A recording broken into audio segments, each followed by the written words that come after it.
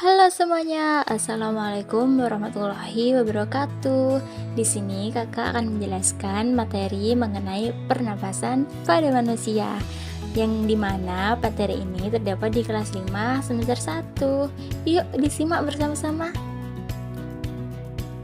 Sistem pernapasan sendiri adalah sistem organ pada manusia yang berperan dalam metabolisme tubuh melalui pernapasan dan respirasi. Dengan bernapas, kita membantu keluar masuknya gas dari dan ke dalam tubuh kita. Gas yang terdapat di udara itu bermacam-macam loh. Yang pertama ada nitrogen atau yang biasa disebut dengan N2. Yang kedua ada oksigen yang biasanya kita hirup ketika bernapas dan biasa disebut dengan O2. Yang ketiga karbon dioksida itu dengan simbol CO2, dan yang keempat ada uap air itu dengan simbol H2O. Untuk yang pertama kita akan membahas tentang alat-alat pernapasan pada manusia. Dan apa saja sih yang terdapat di dalam alat-alat pernapasan? Yang pertama itu ada rongga hidung, yang kedua ada pangkal tenggorokan, yang ketiga batang tenggorokan, yang keempat cabang batang tenggorokan, yang kelima ada anak cabang batang tenggorokan, dan yang terakhir keenam ada paru-paru. Untuk yang pertama itu ada rongga hidung. Hidung memiliki rongga yang disekat oleh tulang leher tengah. Tulang ini biasanya memisahkan rongga hidung jadi dua bagian, yaitu rongga sebelah kanan dan rongga sebelah kiri. Udara yang biasa kita hirup masuk ke dalam rongga hidung. Di dalam rongga hidung, udara pernapasan akan mengalami berbagai perlakuan. Udara akan disengat terlebih dahulu oleh rambut-rambut hidung dan selaput lendir yang ada di dalam hidung. Dan yang kedua itu ada pangkal tenggorokan atau yang biasa disebut dengan laring. Pangkal tenggorokan sendiri terdiri atas katup pangkal tenggorokan atau yang biasa disebut dengan epilotis dan beberapa tulang rawan yang berbentuk jakun. Pada pria, jakun akan tumbuh lebih besar sehingga kelihatan menonjol, sedangkan pada wanita tidak begitu kelihatan. Pada pangkal tenggorokan terdapat pita suara, dan saat berbicara gelombang suara melewati pangkal tenggorokan sehingga menggetarkan pita suara. Getaran inilah yang menimbulkan suara. Ukuran pita pada pria lebih besar daripada ukuran pita pada wanita. Yang ketiga ada batang tenggorokan. Di belakang rongga hidung terdapat saluran yang disebut dengan batang tenggorokan atau yang biasa disebut dengan trakea.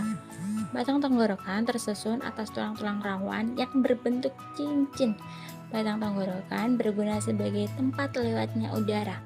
Di pangkal tenggorokan sendiri terdapat katup yang mengatur proses membuka dan menutup saluran pernapasan.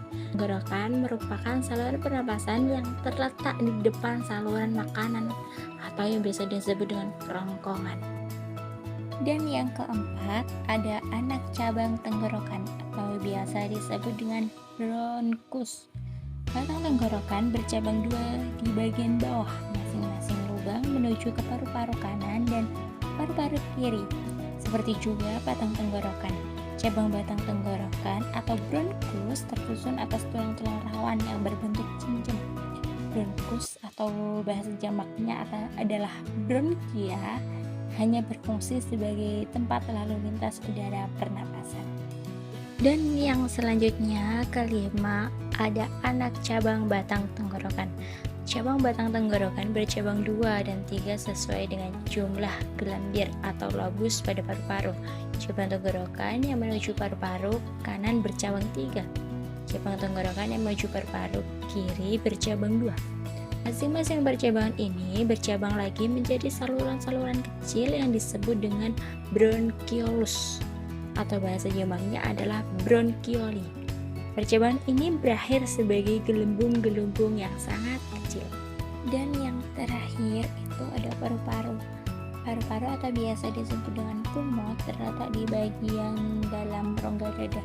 Rongga dada dan perut dibatasi oleh sekat rongga badan yang disebut dengan diafragma. Paru-paru manusia berjumlah sepasang, yaitu paru-paru kiri dan paru-paru kanan.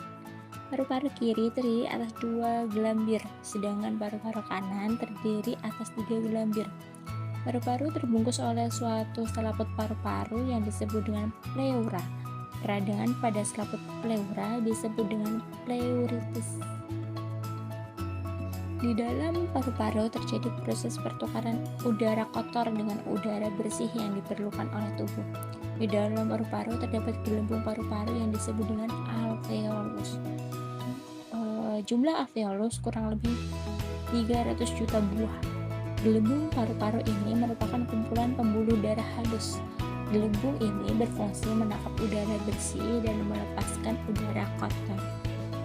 Dan materi selanjutnya ada proses pernapasan pada manusia.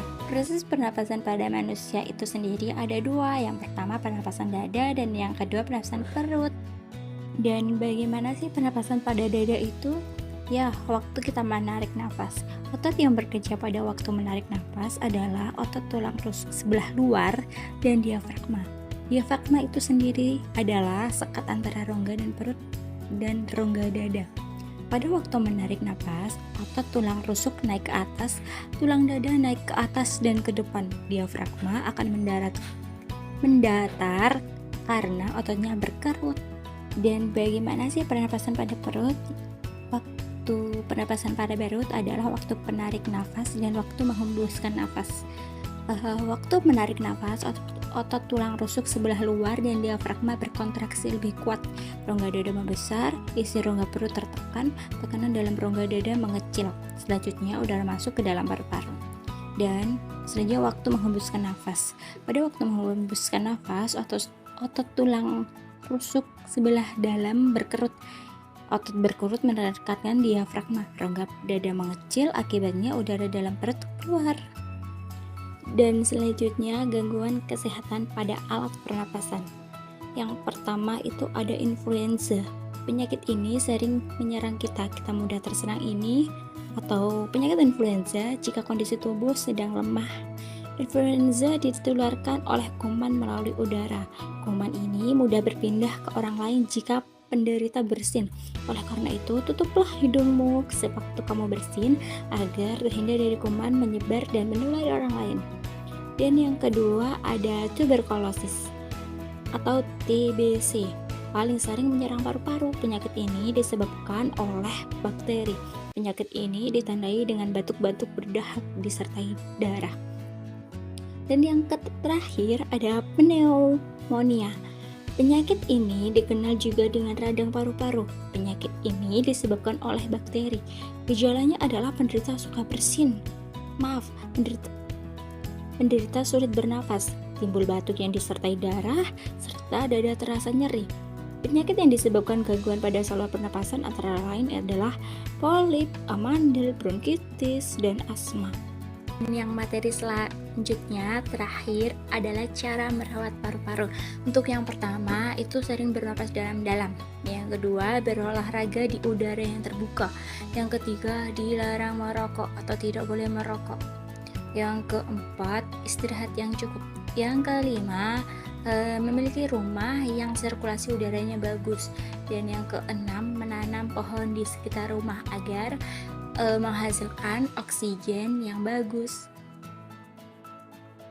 Tidak terasa waktu dan materinya telah habis. Di sini kakak Irfan Amalia pamit undur diri. Semoga pembelajaran kali ini bermanfaat untuk kita semua. Amin. Dadah. Sampai jumpa di video selanjutnya. Bye bye. Assalamualaikum warahmatullahi wabarakatuh.